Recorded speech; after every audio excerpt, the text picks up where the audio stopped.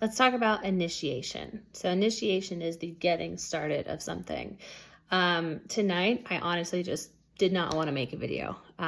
Just not the best day, have some pain going on, have had some bad news.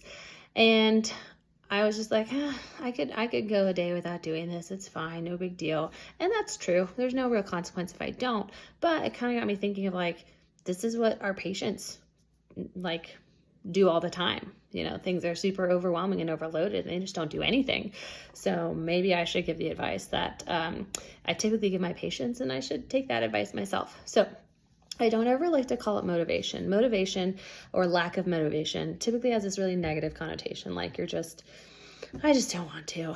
And when it's more of an initiation, there's a lot of things going on to stop that. So one is that like a lot of times your brain is like trying to protect itself, like, oh, that's going to take a lot of work. And I don't really think I have the energy or the capacity for that. So I'm just going to be like, oh, just keep sitting here doing nothing.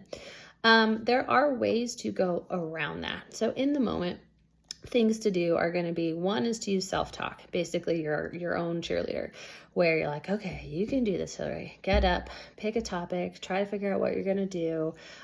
You can use like the it'll be better for you in the future type thing, though that's delayed gratification, and that's a really hard sell to your brain in the moment. So that's one thing, is self-talk. Basically instruct yourself out loud, hey, go get up, go do this thing.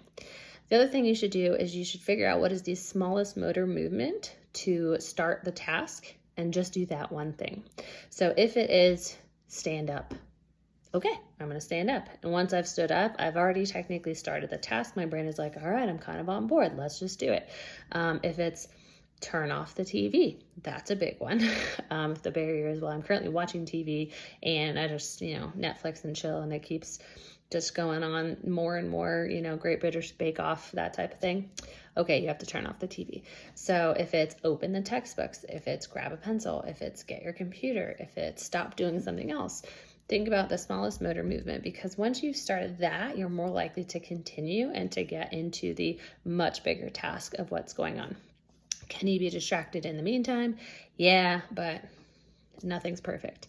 Outside of that, there's not a lot to do within the moment. The biggest thing you can do is just be very, very, I call it executive functioned.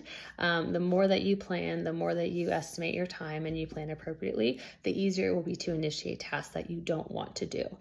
So, other than like telling yourself, hey, you got to do it, and just getting up off the couch, there's not a lot to do. If you feel like those things aren't working for you, think, okay, I have to be really well planned before this.